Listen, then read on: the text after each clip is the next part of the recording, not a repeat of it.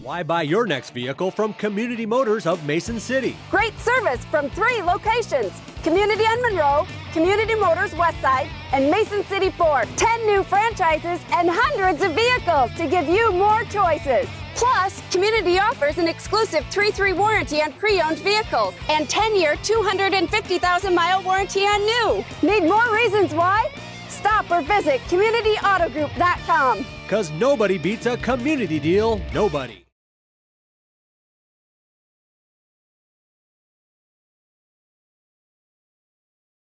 This is the March 6, 2012 regular meeting of the Mason City Council. Before we start, just want to do a quick plug. Blue Zones. If you have not signed up and pledged support, please do so. You can do it at www.bluezonesproject.com or text BZP to 772-937. Folks, we're going to have a site visit here coming up within the next week. We have a very good team of people put together to do this. Angie Dieterman has just done a spectacular job. Of course, many of our partners, Mercy, Saragordo County Department of Public Health, Mason City Schools, Newman Schools, NIAC, the Chamber, Main Street, the Y for Citizens, Three Eagles, and the Globe Gazette, just to name the top few. And I believe we even have almost all 20. 19 of our top 20 employers signed on and committed to help, and a few under the top 20 as well, and a lot of restaurant buy-in. So this is a great program for our city and our culture as we move forward. So please go to bluezonesproject.com to learn more, sign up, or text BZP to 772-937 and Mason City and 50401. We'll call the meeting to order. Let the record reflect that all members are present. And is there a motion to second to adopt the agenda? So moved. Second. All right. Those in favor say aye. Aye. Those opposed, same sign. All right. Motion carries. Well, we have two special items of business. Two special items of business, I think we should say. We have here tonight Mohawk Dancers captains, Hannah Lassise, Abby Phillips, and Cambry Bertay. And if you guys could come up here real quick. These folks, these are the captains of the Mohawk Dancers. And their dance team earned 2 first place awards, 1 second place award at Iowa State Dance Drill Team Association state competition this December in Des Moines, Iowa. The 20-member team was one of more than 270 high school teams and 23 college teams that performed 550 routines throughout the 2-day competition. The dancers took first place in class 6 hip hop, class 4 novelty, and second in class 11 pom. The team also earned the Academic Award of Excellence for having a grade point average between 3 and 3.49. And outstanding, they also won the Outstanding Community Service Award. And we prepared just an honor for them. The City of Mason City, the Office of the Mayor, Certificate of Recognition. On behalf of the City Council, this certificate is awarded to the Mohawk Dancer team in recognition of your 2 first place awards and 1 second place award at the Iowa State Dance Drill Team Association state competition in Des Moines. You guys please come forward and give them a great round of applause.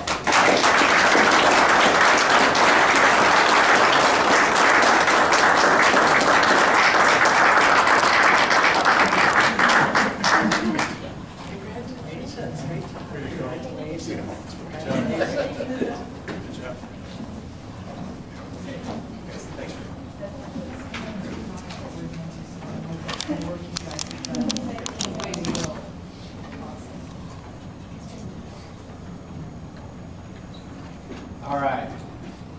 Now, number 2, we're very honored tonight to have Jared Bartell here, Iowa State Wrestling Champion. Jared Bartell's 5-0 win over Lynn Mars, Mark Atwater, and you can go over here. In the Class 3A 182-pound final capped a perfect season. The first in 28 years at Mason City. His undefeated season is the first at Mason City High since Tim Krieger in 1984. Only one wrestler scored more than 2 points in a match all season against him, and his championship win that Saturday night was the 155th of his career. He's a 4-time state qualifier and a 2-time finalist. And I'd like to introduce Mayor Pro Tem Scott Tornquist, and he'll make the presentation and make a few comments.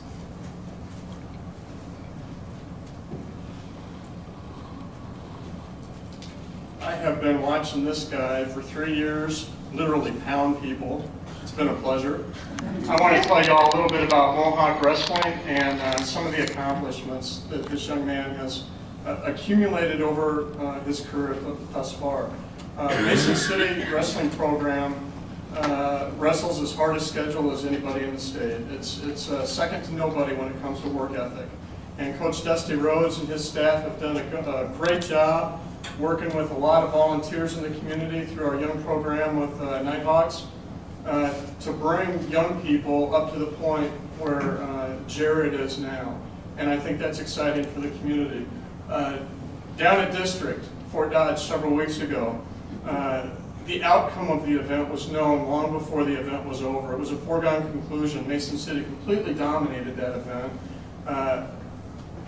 As the afternoon progressed, the only question was how big is the point spread going to be between Mason City and second place.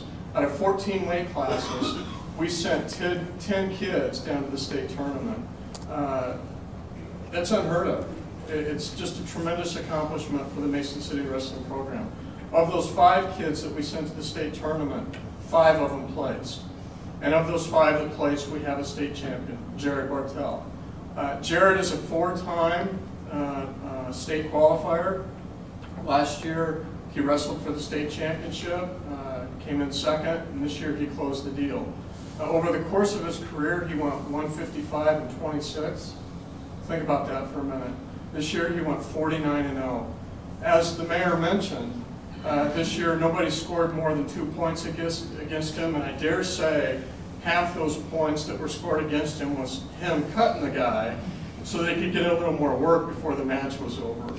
Just a complete pleasure to watch. Right now, Jared is ranked number 12 in the country, and he is committed to UNI, so he's going to be right here in North Iowa, and we have the privilege of continuing to watch his career progress over the next 4 years, and I know we're all very much looking forward to that. And you know, I don't think we shouldn't gloss over the fact of what our young people, not just at Mason City, but Newman and Clear Lake, what our young people are doing in North Iowa and how they're representing the community and us as a region. I tend to matriculate towards sports just because that's the kind of guy that I am. But you think about the dancers that we just recognized. You think about the Mason City High baseball team and the Newman baseball team last year. You think about what the girls basketball team has just accomplished and what the wrestling team has just accomplished. And even when our teams aren't fortunate enough to rise to that level, our young athletes are well schooled in sportsmanship, and win, lose, or draw, they always represent the community in a manner that we can all be proud of. And Jared, I know your folks are proud of you. I know I'm proud of you. I appreciate the way that you represent you, your family, your teammates, your high school, and your community. And congratulations to you, it's well deserved.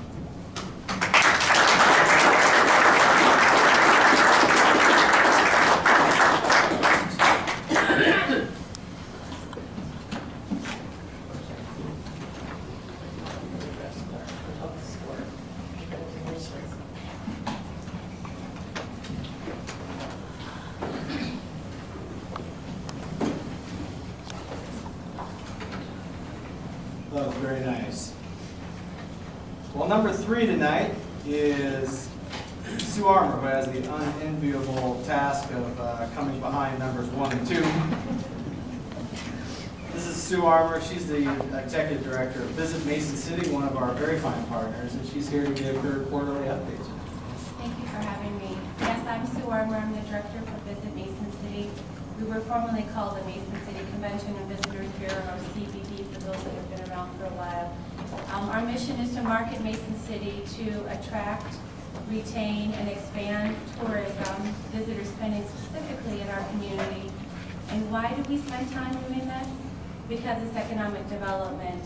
The visitor spending supports area businesses and contributes to the tax base of the community, including the generation of low option sales tax, lodging tax, and more, which is cycled into the economy, easing the tax burden for all. So tourism also supports nearly 1,500 jobs in Silverado County, so it also is a major employer as well.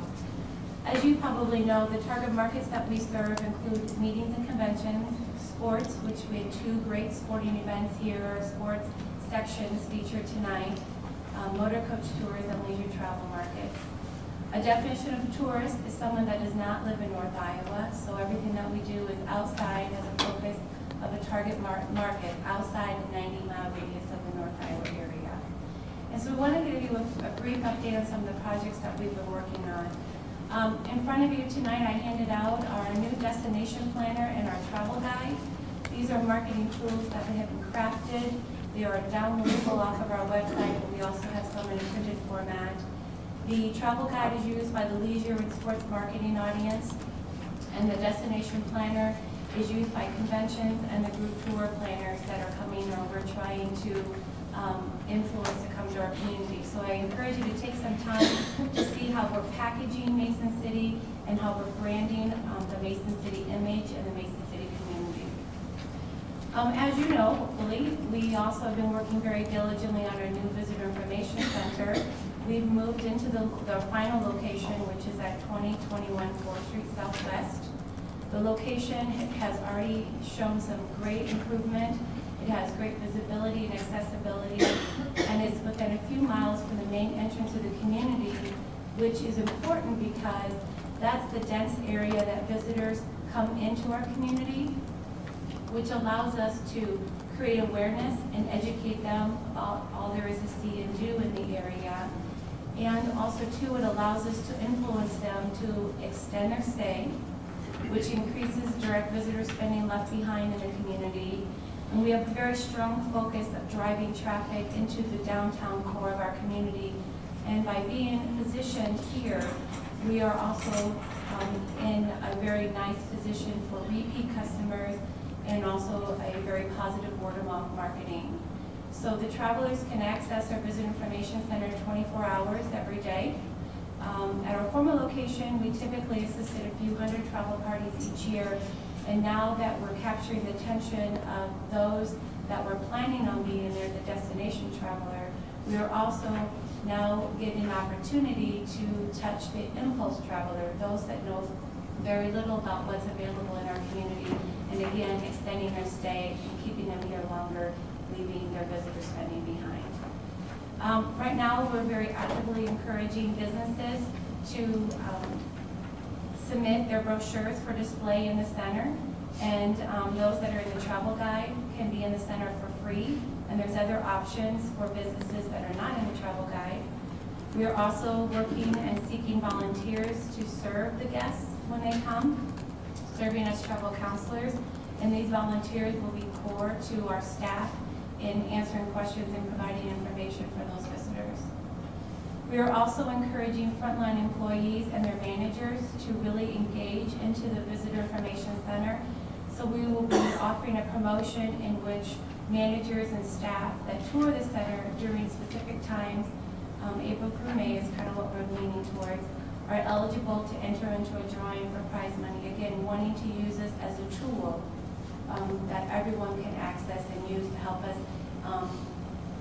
really drive those increased visitor spending dollars into the community. We're looking at having a grand opening of our center later here in the spring, so we will let you know when that happens. Also, too, we have our tourism marketing grant. This is a very active and a very successful program. The funds this year were matched with over $16,000 in private funds, again, using to market the community, which will attract thousands of visitors to the community and an estimated of about $5 million into the area of visitor spending just over the course of this spring, summer, and fall of 2012. Some trends. We continuously work in partnership with the local lodging partners to keep up to date with what's happening not only in the community but also in the region and the state. And we are seeing slow and steady growth in occupancy and growth in the average daily room rate. We actually are realizing rates charged before the economic downturn, which is a very good sign that we are moving in the right direction, and that would be forward. Marketing is a key, and we really feel strongly just because we have it doesn't mean people know that we have it. So we are really working hard with our partners to amplify our marketing, to be able to tell our story to a large but very targeted audience. And we are serving at Visit Mason City in the lead role capacity for this, including tracking and research and also placement of these initiatives for advertising and things like that. Conventions and meeting and sporting events, they remain stable with small but steady increases. Our group tours, that is outpacing past years by leaps and bounds. We are tracking our group tour bookings, and they're up significantly compared to last year at this time, and we're fielding calls every day. We are forecasting that this market will set records during the 2012 season and beyond. So that is really an area of growth for us and the community and the area. We were disappointed to hear that gas prices are rising. We just seemingly can't get away from that. But we are monitoring our marketing, and we're really going to embrace and capitalize again on the trips that are closer to home within a tank full of gas. So our marketing strategies will be in concert with that. So accountability is very much a priority in our office and with our board. So we continue to meet with city staff quarterly to go over financials and also trends, because those trends make a great difference to the city of Mason City, because some of your funding is definitely related to those trends. So we work with them on that. And also Janet Solberg serves as our liaison with the city council. So if you have any questions, please do not hesitate to ask myself or Janet. We definitely are here to help and to serve. So thank you. Thank you very much, Sue.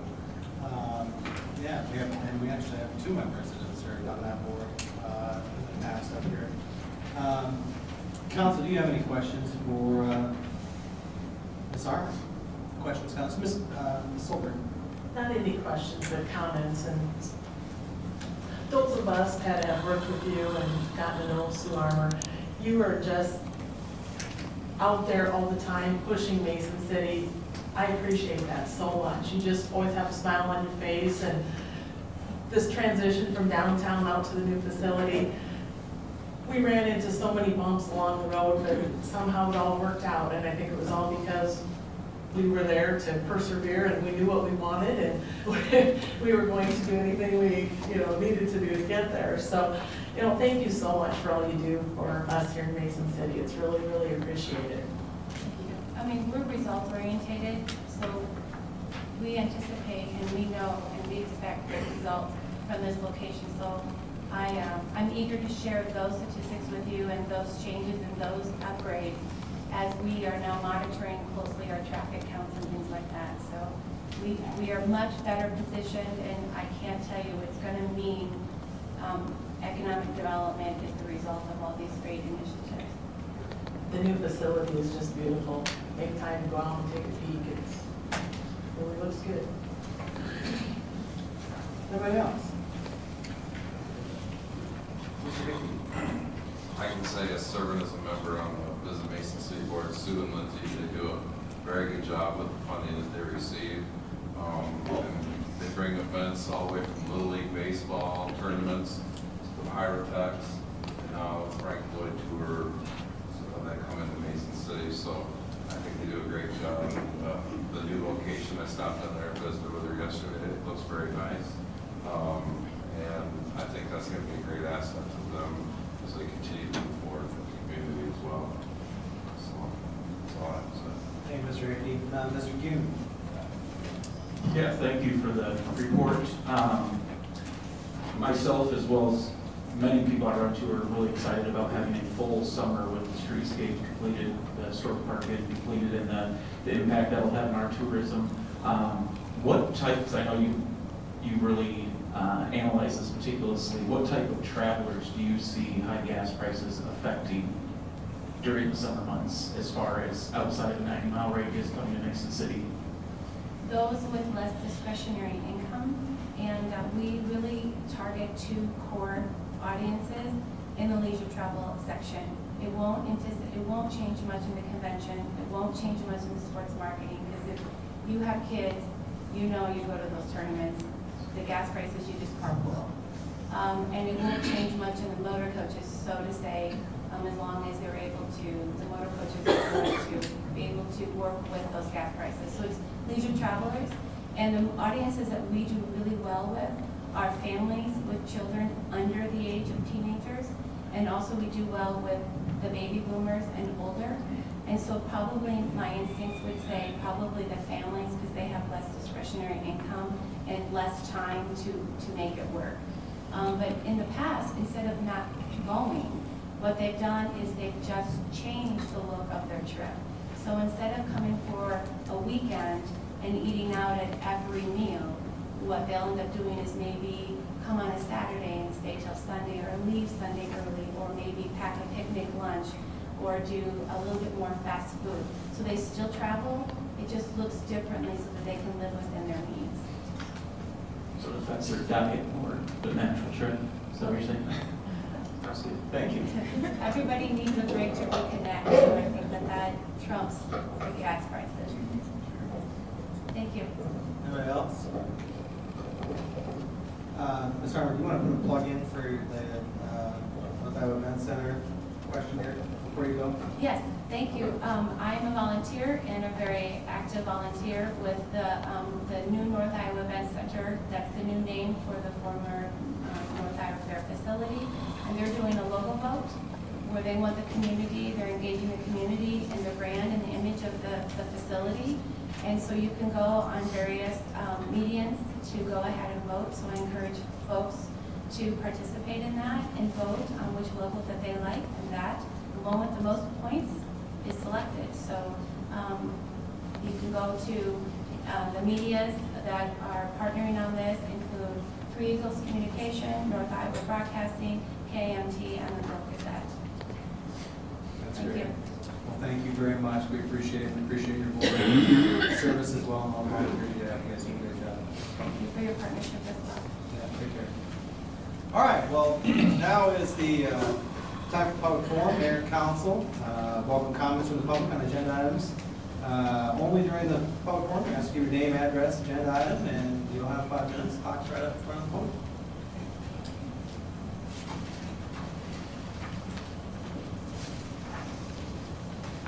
Ms. Gaines. Hi, Kathy Gaines, 140 14th Street Northwest. I'm here tonight representing the Mesa City Human Rights Commission, and I am looking at item number 15. First, I would like to thank the council, the mayor, and the staff for putting together what looks like a very workable budget. We really appreciate all the hours and the time that you put in to making that happen. In addition to that, early in January, we were provided with information about some new software that was being used by the city, and on January 16th, a letter was provided to Mr. Trent regarding that. I'd like to read that so that everyone on the council and citizens know how we appreciate everything that's going on. So January 16th, 2012, Brett Trout, City Administrator, City of Mesa City, 10 First Street Northwest, Mesa City, Iowa. Regarding My Viewpoint accounting software.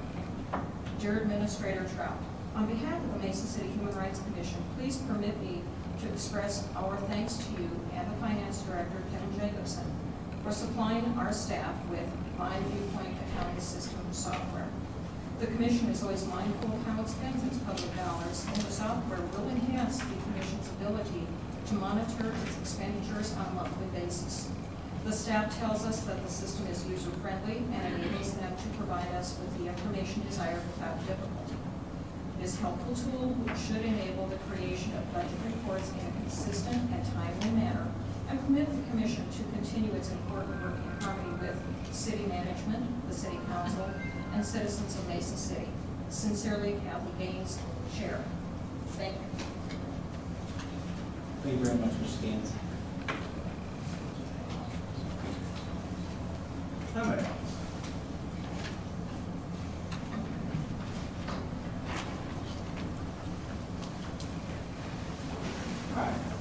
Seeing none, we will move on to the consent agenda.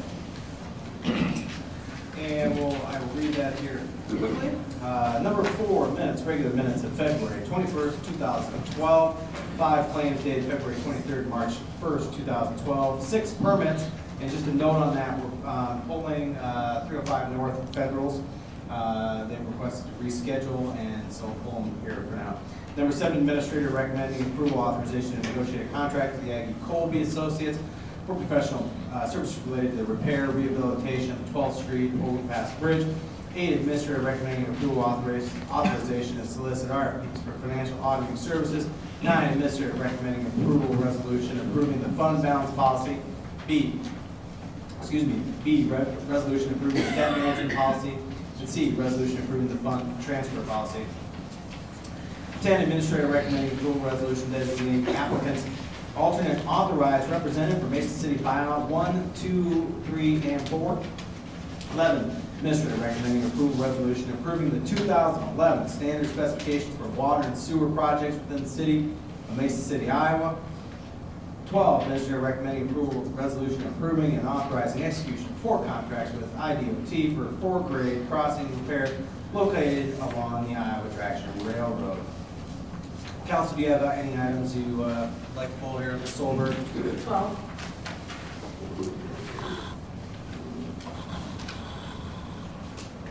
Mr. Hickey? Number 9. Anybody else down here? All right.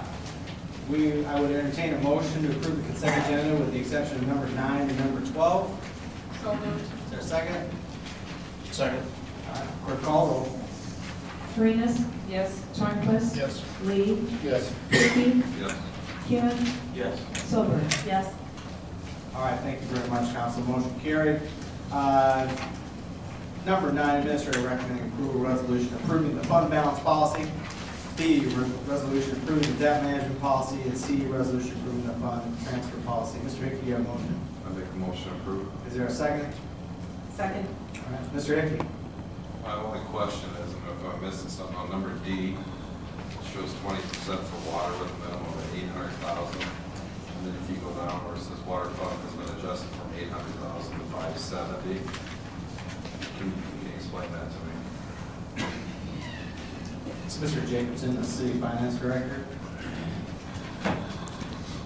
I don't know if you recall, but during the 2011 budget process, we had used some water reserves to reduce the amount of bonding. And at that point in time, our reserves were at $800,000. We drove those down, or attempted to drive those down to 570 that year using reserves. Actually, water revenues came in better and expenditures came in lower than anticipated. So, speaking with Administrator Trout, we decided to get that fund balance right back up to 800,000 where it has been in the past. I remember now. So, thank you.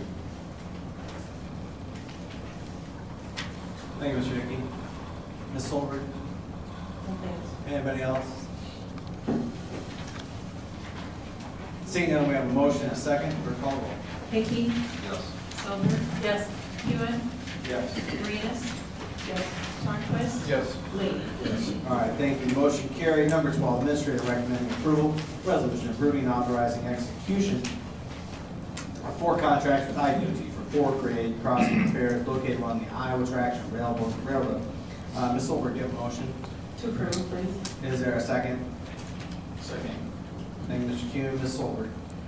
Basically, just a couple quick questions. Are these repairs scheduled for 2012, or is this out? I think they'll start in 2012, but I don't remember the exact date. It'll be fiscal year 13 budget, but it will be in calendar year 2012.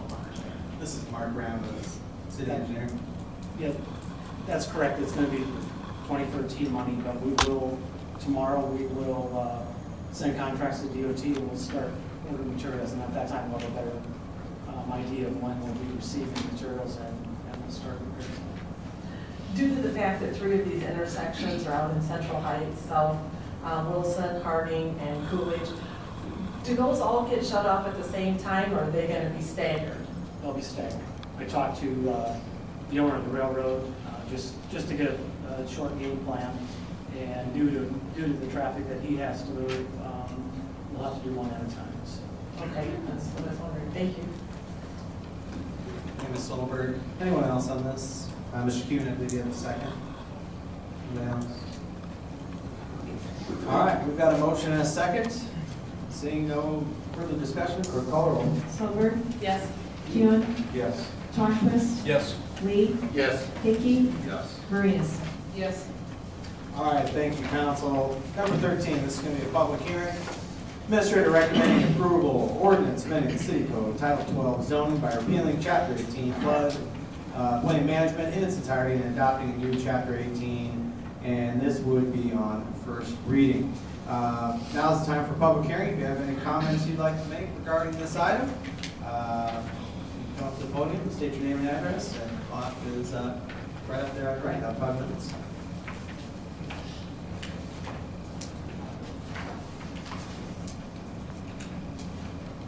Going once, twice.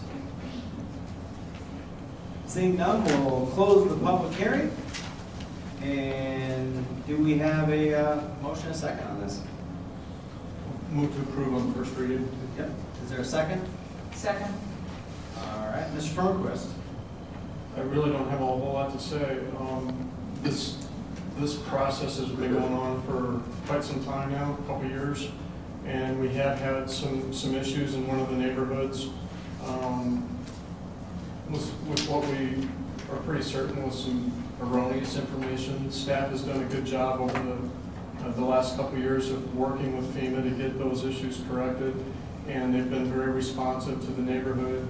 And what we have in front of us is a result of that work that Trish and staff has done, and working with specifically one neighborhood in particular, and most of our neighborhoods as they have had issues come up. It's well done. It's been a long, very tedious process.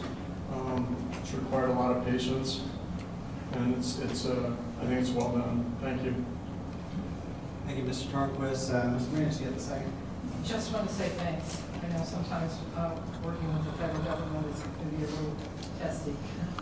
But I think I echo what Scott said, but I think you've done a great job. Thank you for your work. Anybody else? Ms. Solberg. I personally work with the federal government on the insurance side, so I know how all this goes. Trish, just a couple of questions. Were there any surprises for any area neighborhoods? Is everybody okay with this? I hear you're not hearing any negative comments. We haven't heard many negative comments. Most of the comments that we have heard have come out of the Meadowbrook neighborhood because there was a significant change in the boundaries of the floodplain in that neighborhood. And unfortunately, it was an area where we had a lot of people come to us and want to participate in the buyout because they weren't mapped in the floodplain at the time. With the maps that are currently in effect, we couldn't buy them in the buyout. Now they got mapped into the floodplain. And where this really becomes an issue is in future when we have our next flood, it's going to be more difficult for the city to get a federal disaster declaration because we've been aggressive in removing houses from the floodplain, and those disaster declarations are based on the amount of assistance FEMA pays out to individual households. We've removed 161 households from the floodplain, which is a good thing, but it's going to make it harder to get a disaster declaration in the future. And so we've been trying to reach out to people, and the tack that we took was to be very aggressive and let people know that the maps were going to change. We get the draft maps up in a location where they'd be accessible to the public. They are still in the hallway in the second floor of City Hall. So anytime the building's open, anybody can come in and take a look at the maps.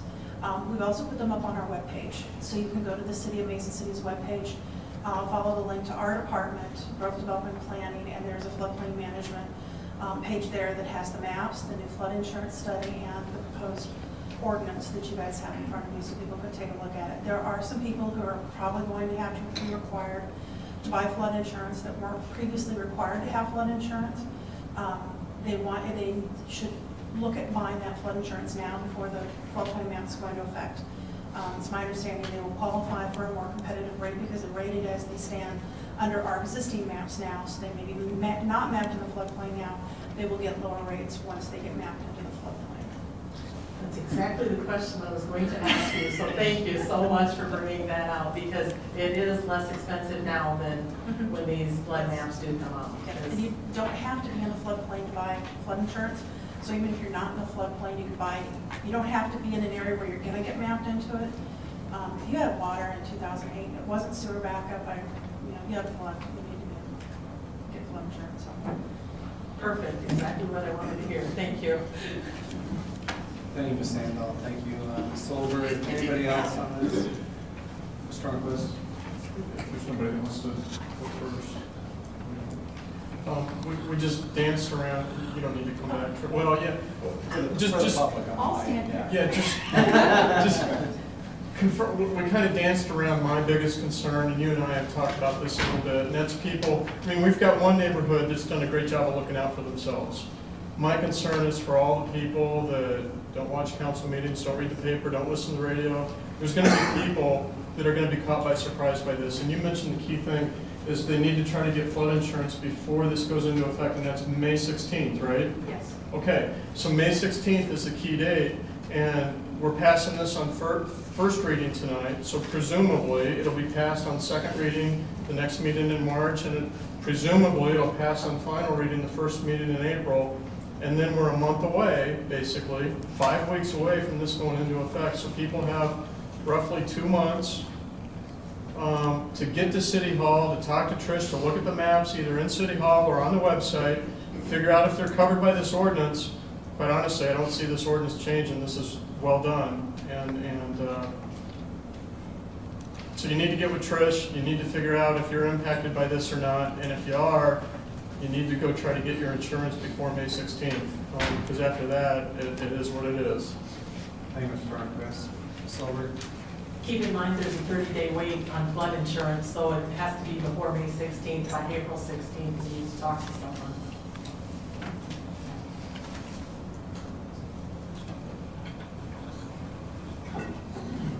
That's good.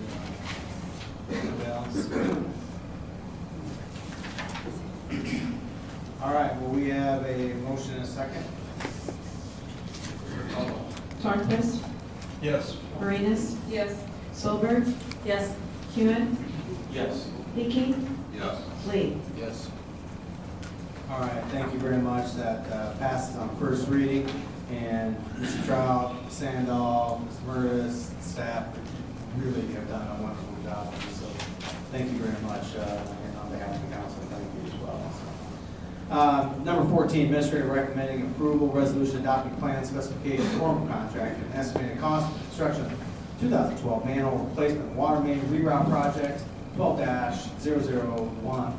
C bid tabulation, C resolution award contract to McKinnis Excavating, Inc. for construction for the 2012 manhole replacement water main reroute project, 12-1001. And this is also public hearing, so now is the time, and if you have comments you would like to make regarding this item, please come to the podium, say your name and address, and you'll have 5 minutes to visit on this.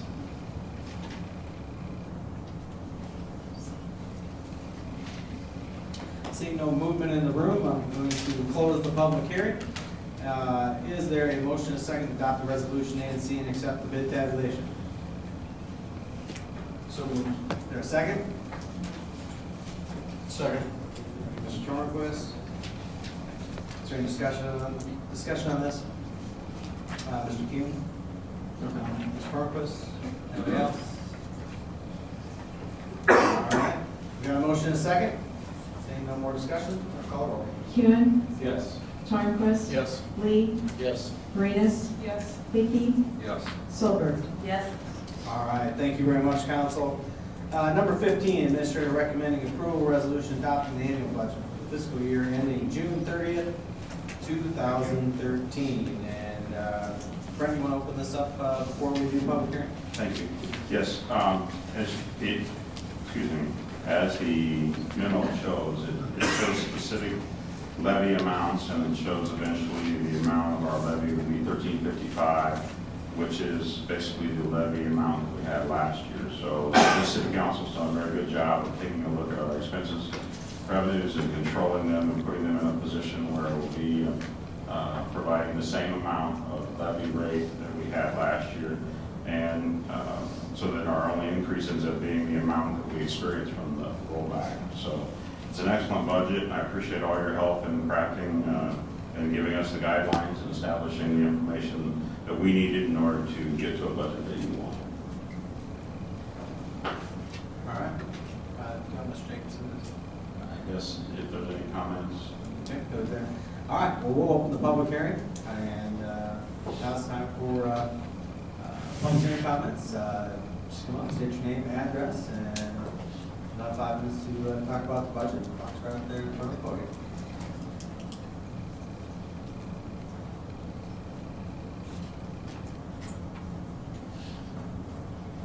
All right.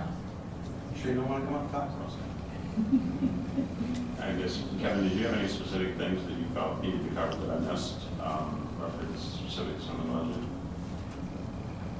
Well, I need to close the public hearing. All right, we'll close it. We don't see anyone. But go ahead, Kevin.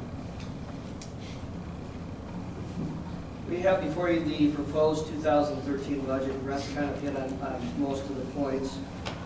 Just a couple of things. The debt service levy, there will be an increase in the debt service levy from 296 to 311. I just wanted to point out in the debt service levy and through the debt management policy that you previously approved, we are allowed between $2 to $3 on that particular policy to try to keep the debt service levy at. The levy's at 311, however, we have 2 voted levies in there, one being the Aquatic Center and one the library.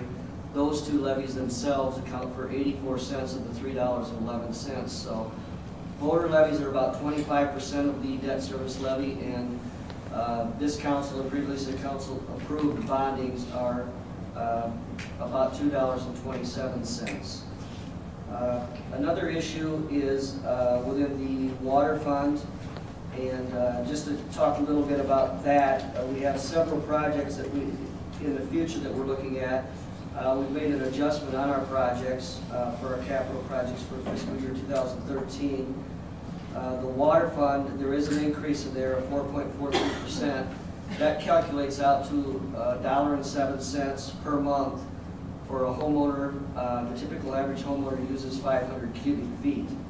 There's also an increase in the sanitation fund of 60 cents. That being said, within the water fund, we definitely have an excellent water plant and provide quality water. And the sanitation, we're looking at replacing one of the vehicles that is quite outdated. As Brent stated, there is an increase, and that increase is pretty much due to the fact that the state had a rollback. Overall, an average homeowner should see an increase of approximately $20 for the year on the water fund and the sanitation fund increases, and just under $30 on the state rollback. With that being said, I guess I would turn it back over. Just one other thing I would say is the capital projects themselves, this fiscal year were $17 million, and they are down to just about $10.2 million, so there was a cutback in that area as well. Thank you very much, Director. All right, we've got the public hearing closed. We've got comments from Director Jacobson. Do we have a motion and a second? Motion to approve. Second? Second. Thank you, Mr. Stromquist. Mr. Hickey. I would just like to say, from the previous 2 budgets that I went through, this one has been actually less painless, a lot less painless. And a lot of that is kind of the process that we went through this year to get to the point where we're at. The last 2 years, we got to a point, and if we wanted to lower it, we sat here as a council and we picked through it and decided what we were going to put in, take what out. And then, of course, it was hard to get 4 people to agree out of 6. So this year, what I liked about it was we came together as a group. We had a couple budget meetings, and we decided we wanted to go from this point to here, and we put it back. Our administrator, Trout, and Finance Director Jacobson said, this is where we want to be. You guys go out and prioritize how you need to do for the city and still be functional. and you guys came back and got it done, and that's what I appreciate, the hard work you guys went through, and still to operate your guys' budgets to be where you need to run as efficiently as you can for the city. So I want to say thank you. I appreciate that. Hey, Mr. Hickey, anybody else? Mr. Torquist, what do you say? Yeah, I'll echo what Councilman Hickey said. This was my 7th lap around the barn, and it was the smoothest budget process that I've been through since I've been on the council. You know, and this was an interesting year because basically half of our council was new to the process, and although Councilperson Rios, you probably had some experience as a former mayor, admittedly, I'm sure you would admit that this is a little bit different. But actually, I found the new perspectives to be refreshing. I think all of the new people brought value to the process. I think over time, you run the danger of looking at things the same way, or maybe not necessarily asking some questions you should ask because you kind of get used to what the answers may be. And so I think fresh perspectives are always good, and I think we had some very good dialogue this year, and that was appreciated. I think also a big reason for as smooth as it went was the process that we've worked our way into, and this was the 2nd or 3rd year of looking at things a little bit differently and being more in a position for council to add back from our set point as opposed to being in a position where we have to cut. That puts a little more work on staff on the front end, but I think we've seen now through the process that it runs a little bit smoother and it opens up lines of communication too. So I think a huge kudos goes to all the staff for the work that you start doing long before we ever sit down. In October, November, and the heavy lifting in December, and getting it in a position where we can have meaningful dialogue in January, and it's appreciated. You guys are doing a great job. Thank you, Mr. Torquist. Anybody else? All right. You guys sure you don't want to comment? We've done 17 votes on the budget. I just did, you know. Okay, go ahead. I appreciate all the new council people's viewpoints and questions as well. It was very enlightening, you know, like I said, because sometimes you kind of got stuck in a rut and you knew the answer, but you didn't want to hear it. So this time we just had fresh perspective and it was very refreshing. Thank you very much. Thank you, Ms. Silver. Mr. Lee. I'll speak for the new voice, I guess, at least mine. Since this is my first lap around the barn, is that the question? My first, and I probably wondered after the first lap, but you know, it's a learning experience, and a lot of learning experience. I asked a lot of questions of staff and trying to figure things out, and I appreciate that time. But I would just say, this is something that, knowing I'm going to go through this 3 more times at least before I walk away from here, or forced away from here. This is something I would like staff to keep in mind is we want your priorities and what you need to function next year, knowing that, at least from my perspective, that the levy's going to stay as close to this as possible in the next 3 years. We'll do everything we can to keep it at this rate. And we'll blame the state for the rollbacks and everybody else. But, our job is to keep that levy as close to this as possible, so the word from me would go out to staff saying, start looking and prioritizing for next November, December, January, because I'm assuming I'll want the same process again, and I want your priorities, not ours. And that's where my voice will come in. Thank you. Hey, Mr. Lee, anybody else? All right. We've got a motion and a second. Or call roll. Hickey, Yes. Torquist, Yes. Hewitt, Yes. Lee, Yes. Solberg, Yes. Marinas. Yes. All right, well, that carries. Thank you very much, council. And I would just add my own thank you and, quite frankly, congratulations to start with the staff. Brett and I had a lot of discussions as we went into it, and the work that you did with Mr. Jacobson and all of your directors and managers and staff there was a high degree of differentiation between the way it has gone and where we're at now. Council did a very good job, and kudos to you as well. So thank you very much. Number 16, administrator recommending approval Resolution approving the purchase of 3 2012 Chevrolet Caprice Police Patrol vehicles and 1 Chevy Tahoe two-wheel drive for the police department from Carl Chevrolet of Des Moines, Iowa. Is there a motion and a second to adopt the resolution? So moved. Is there a second? Second. Thank you, Mr. Arnquist. Ms. Solberg. I do have one quick question. I happen to notice that they are looking at a Tahoe two-wheel drive, and the fire department in item number 17 here tonight is doing a 4x4 Explorer. Is there a reason why the police department would need a four-wheel drive vehicle? Or do we have one already, or? Chief, you want to come up here to the podium? I guess I'm thinking about, emergency situations, if people can't get places, if a four-wheel drive would be more beneficial than a two-wheel drive.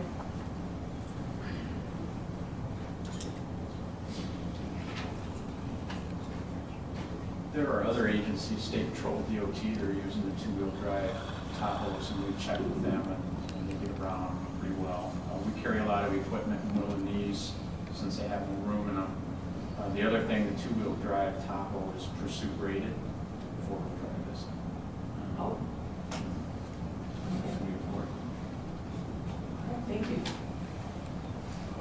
Thank you, Chief. Question? Anybody else? Mr. Hickey. I got 2 quick questions.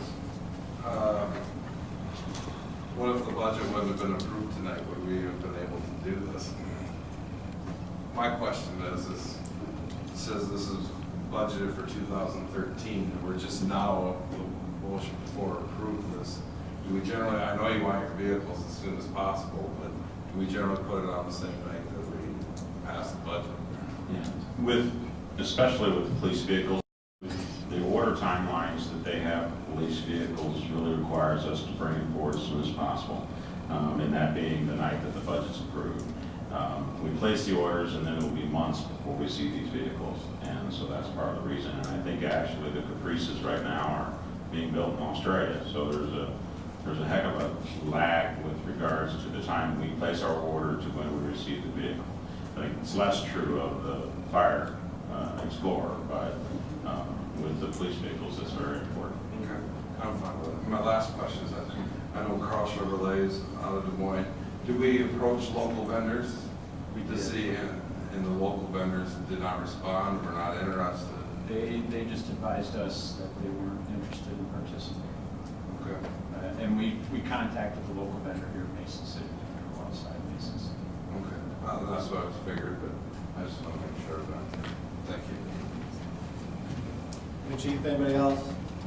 Mr. Lee. I want to make a comment on that. I talked to Steve Shook, just because I questioned him why I was curious on why he didn't, and I talked to Administrator Trout about how this whole bidding process worked.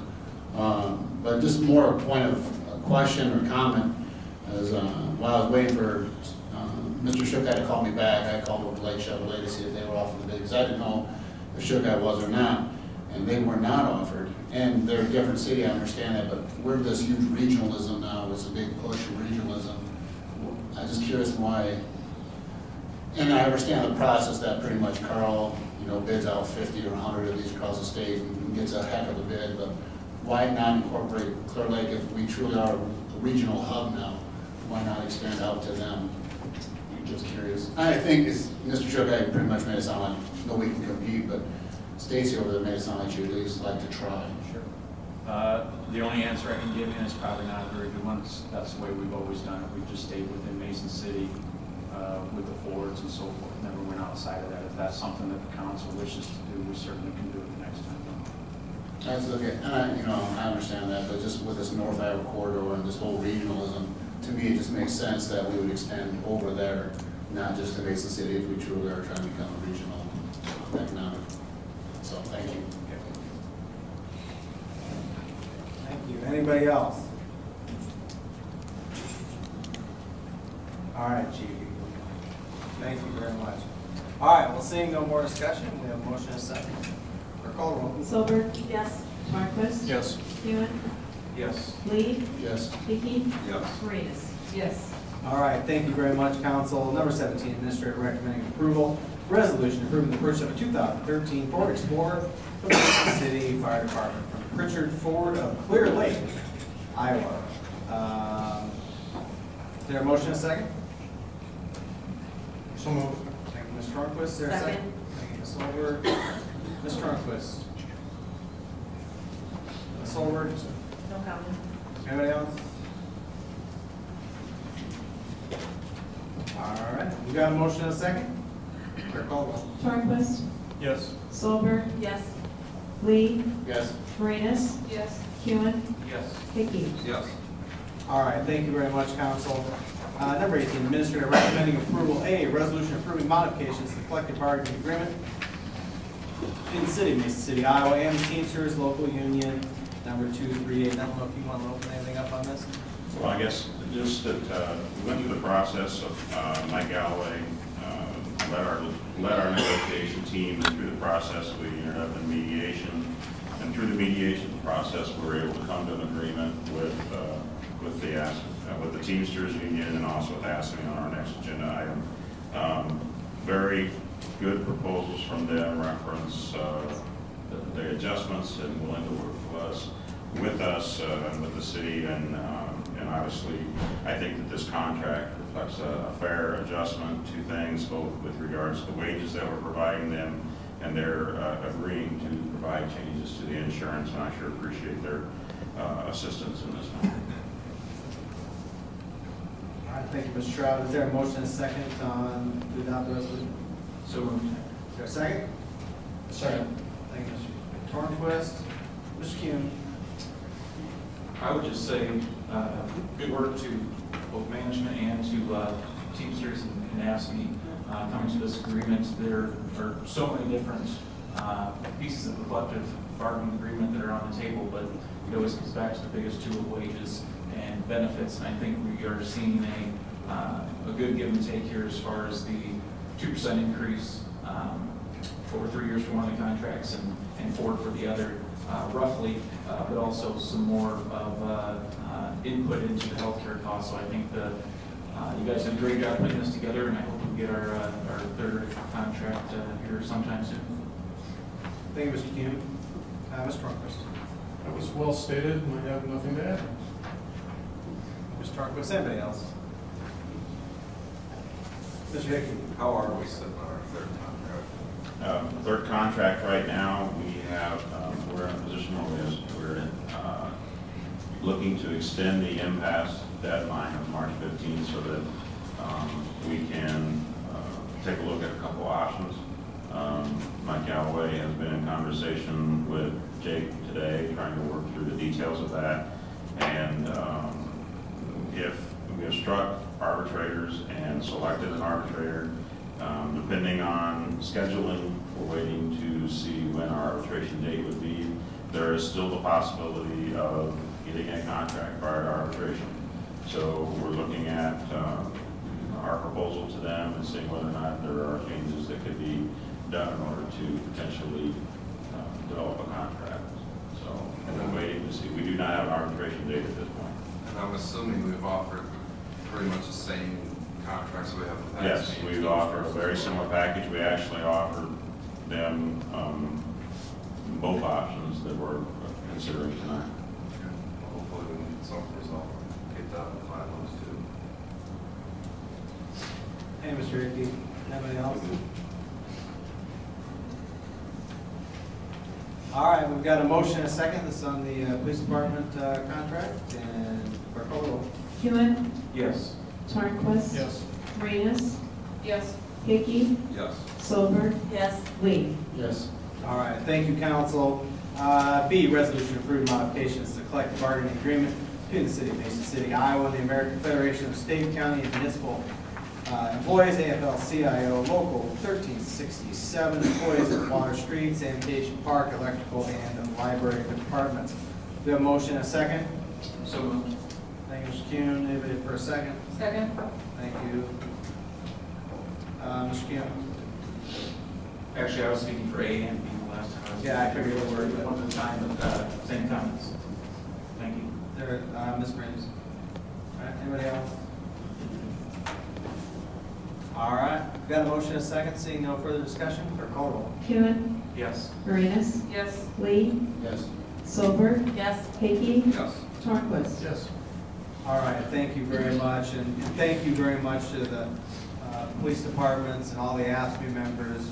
We appreciate the collaboration and working together here in Mason City. Thank you very, very kindly. So, number 19, administrator recommending approval, resolution approving the concept unifying existing urban renewal districts and creating a downtown area to be designated as a blight area and authorizing the payment of related attorney fees from the community growth district. We have a motion and a second on this. Mr. Tornquist, is there a second, or, yeah, second? Second. Thank you, Mr. Manis. Mr. Tornquist, I really don't have anything to say. fair enough. Ms. Manis? I just would like to say an echo, or say thanks to the staff, doing a good job and putting some of this together. And I know that there's going to be some work ahead of them too to pull it all together, but I think it's appropriate for us at this time. Thank you, Ms. Manis. Anybody else? Mr. Hickey?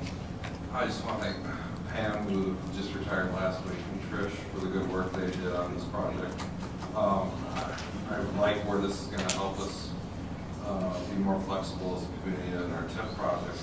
The part that I like that we added in was our slum and blight. And what really intrigued me, and I heard, I was kind of ahead of this, but I heard staff sounds like they might be ahead of it as well. As far as CDBG matching, where we can come up with a program possibly in the future for slum and blight housings on the federal corridor, and also the downtown areas as well. And hopefully we can develop something in the future where we can help start cleaning up some of these properties, maybe getting property mortars involved, rental properties, whatever it may be, and we can clean up some of these areas and make the entrances look better in the future for our community. I hope that's something that's on your radar too.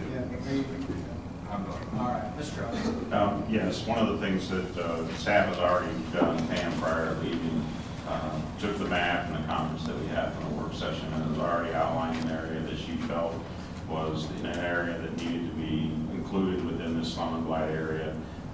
Actually, it'll end up being part of the add-on to the district as part of this unification, and then also added to the blight area.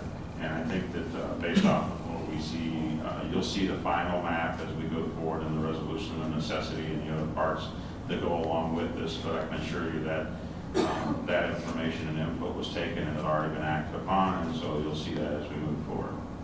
Good, thank you. And I also saw that you will make sure that this TIF map regarding existing districts gets you in color. It's a little easier to see. Yeah, it's a little easier to interpret. We'll email that out to you. Anybody else on this? Mr. Kuhn? When we talked at the goal setting session about our top priorities, job creation was right at the top, and obviously none of the 6 of us council members up here were going to sign a check for creating jobs, but this is something that we can do that can move us in that direction. And I think this will be good for our partners at the EDC when they have prospective clients coming in and looking at Mason City, instead of having 6 different districts to look at, different expiration dates and amount of evaluation within those TIF districts. Now you can say, here's the amount that you can pull from within our unified TIF district, which could be hopefully the tipping point, much like the last council meeting we had when we talked about our residential tax rebate program. We're hoping that would be the tipping point for people to make some improvements in their homes. Hopefully this will be the tipping point for some of our existing business and industry to expand their current operations, and for prospective clients that are looking at Mason City, they can now pull from increased valuation within that TIF district and increase that increment for our property tax value. So I think this is a great move.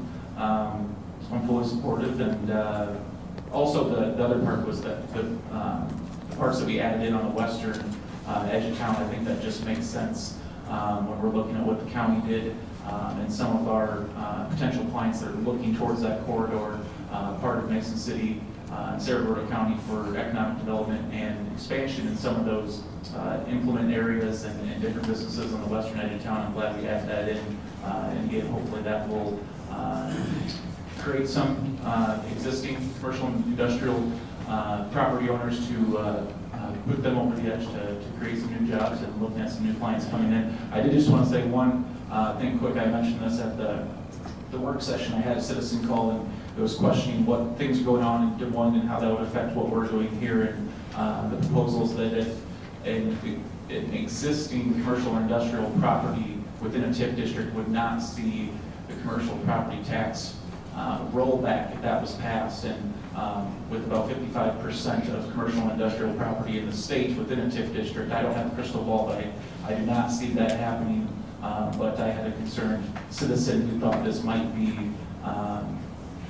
disincentivizing people to move within that TIF district, and hopefully I remedied her concerns, but again, we don't know what's going to go on down there. There's a lot of different proposals, and but I think this locally, I think we're doing the right things as far as job creation, and I approve. I would move for approval for this. Thank you. All right, thank you very much, Mr. Keene. Anybody else? All right, we've got a motion and a second for call roll. Tornquist, Yes. Morenas, Yes.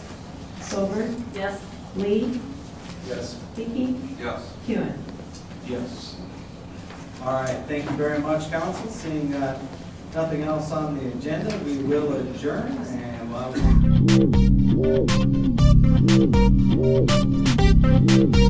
have